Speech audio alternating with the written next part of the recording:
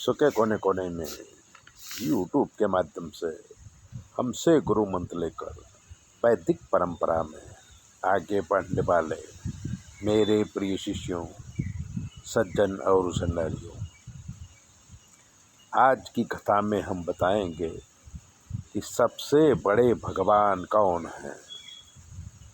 एक बार की बात है, भारत के ऋषियों ने एक सभा किया और प्रश्न किया कि सबसे बड़े भगवान कौन हैं। किसी ने कहा ब्रह्मा, क्योंकि वही तो सृष्टि की रचना करते हैं। फिर दूसरे ऋषि बोले कि ब्रह्मा सृष्टि रचते हैं, लेकिन पालन पोषण तो विष्णु करते हैं, इसलिए विष्णु सबसे बड़े हैं। फिर किसी ऋषि ने कहा कि सृष्टि रचना पालन करना ये छोटा काम है, पूरी सृष्टि को विनाश करने का काम शिव करते हैं, इसलिए शंकर ही सबसे बड़े देवता हैं। बहुत वाद विवाद हुआ पर निष्कर्ष नहीं निकला।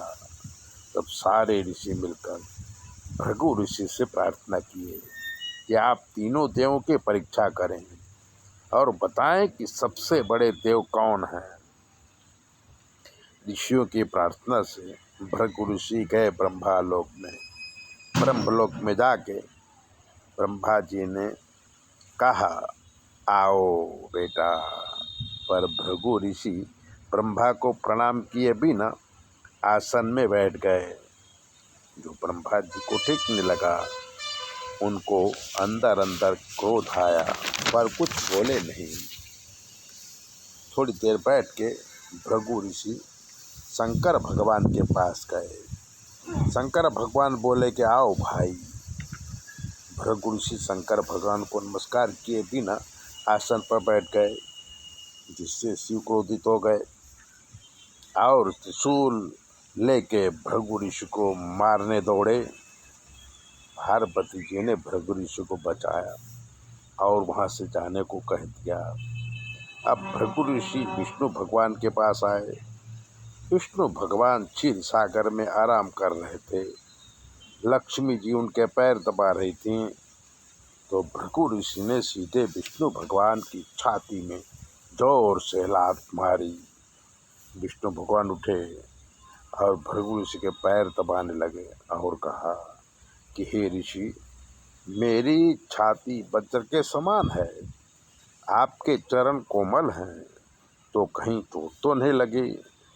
ये देखकर भृगु ऋषि की आंखों में आंसू आ गए और वो विष्णु भगवान की स्तुति करने लगे। फिर ऋषियों की सभा में आए और तीनों देवों की बात बताई और कहा कि अब आप लोग ही निर्णय करो कि कौन देव बड़ा है। एक ही स्वर में ऋषियों ने कहा कि भगवान विष्णु ही सर्व से श्रेष्ठ हैं। शास्त्रों में ब्रह्मा विष्णु महेश को भी परमात्मा का अंश माना गया है। परमात्मा ही सर्वश्रेष्ठ है, बाकी सारे के सारे देव उनके अंश हैं। इसलिए हमें परमात्मा का चिंतन करना चाहिए। एकम ब्रह्म द्वितीयो नास्ति।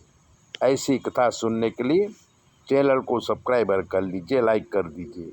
और अगर आपके जीवन में कोई कष्ट है तो 9825200108 पर फ़ोन कर लीजिए। आपकी सारी समस्या हम दूर करेंगे।